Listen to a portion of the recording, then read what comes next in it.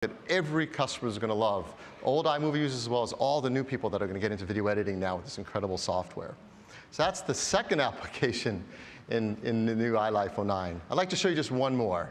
I'd like to talk to you about the new GarageBand 09.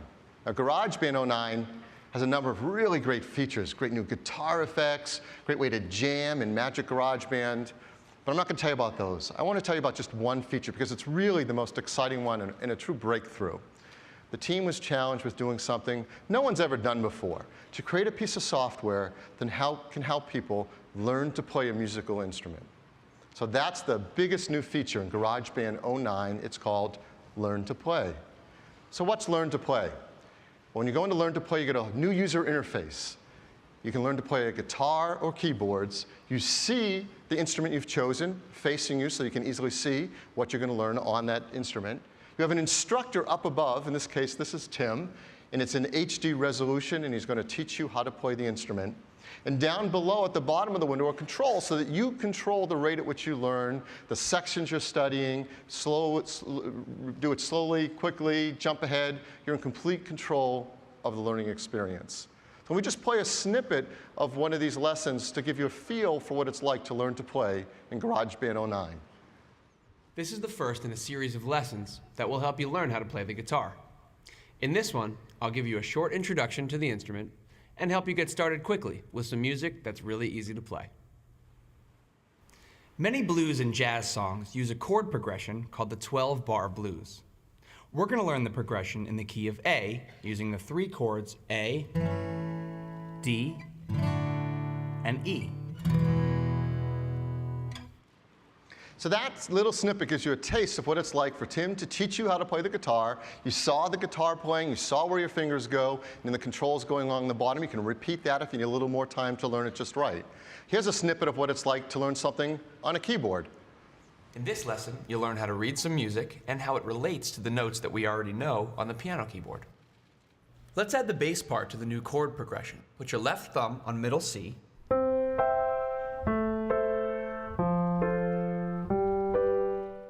so in addition to what you saw in the last lesson, this one now you see what it's like to have notation turned on to learn the notation along with how to play the keyboard. It's so simple and such a breakthrough way to learn music. But with the new GarageBand 09, we bundle for free 9 basic lessons for guitar, 9 basic lessons for piano, and you download the ones that you want to use when you need to use them. But the really cool part is once you've started to learn the instrument, when you actually want to learn to play a song. And to do that, we've enlisted the help of some amazing artists to teach you to play their songs. We call this feature Artist Lessons. So, hold your applause because this is really cool. So who are some of the artists that are going to teach you to play the guitar and keyboard? Well, first, some of the guitar players. Hi, I'm John Fogarty.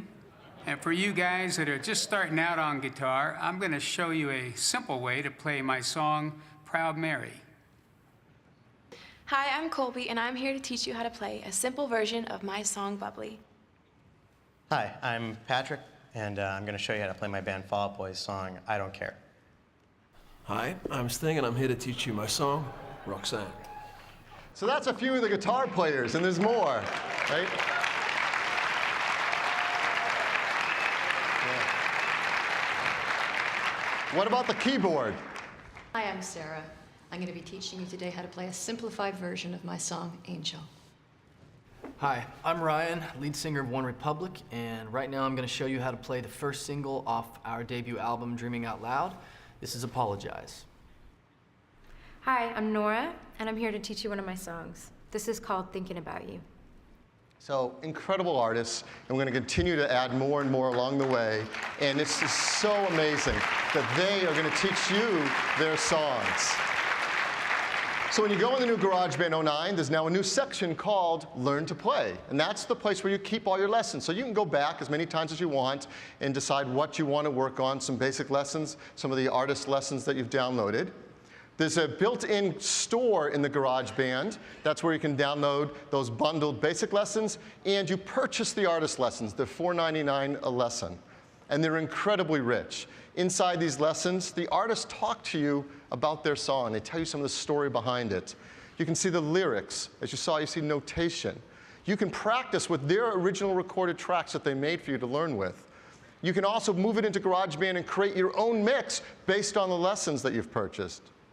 And you can slow down at your own pace and do it over and over again and learn these songs really well till you nail it. You can get up there and play Fall Out Boy's song or Fogerty's song. It's so, so much fun. But to give you a little bit more sense of it, I want to show you some more clip of one of the lessons so you can start to feel how cool these really are. Well, it was early 1968, the best I can remember it. We had just finished, or were just finishing up recording the first album, which was called Creedence Clearwater Revival. I became aware or fascinated with the opening notes of Beethoven's Fifth. You know, bum bum bum bum bum bum bum bum. That's the right way, but I couldn't play that with chords on the guitar. So, kind of bouncing off Beethoven's inspiration, I knew it needed something else to turn into a guitar riff.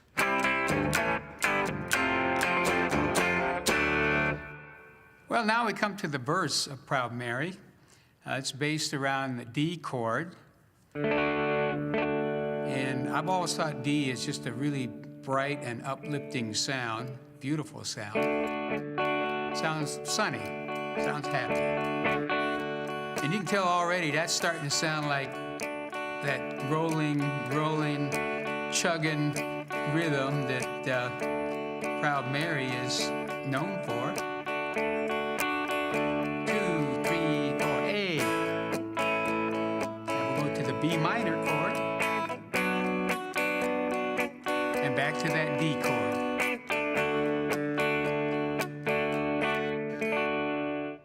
So that's just a clip of all this incredible content in these GarageBand lessons. Now you see why that's the one feature to talk about. It is so unbelievable and so much fun. So that's GarageBand 09. So those are the 3 applications in the whole new iLife 09 suite I wanted to talk to you about. There's also, of course, a new version of iWeb and iDVD as well. So that's iLife 09. As you know, iLife ships free on all new Macs. One of the many reasons the Mac is the best personal computer in the world. And to upgrade, as before, is $79. And if you have more than one computer in your household, you can upgrade a family pack for $99. That's up to 5 computers in a house. And the new iLife 09 will ship at the end of this month, late January. So that's iLife 09. And that's the first thing we wanted to talk to you about.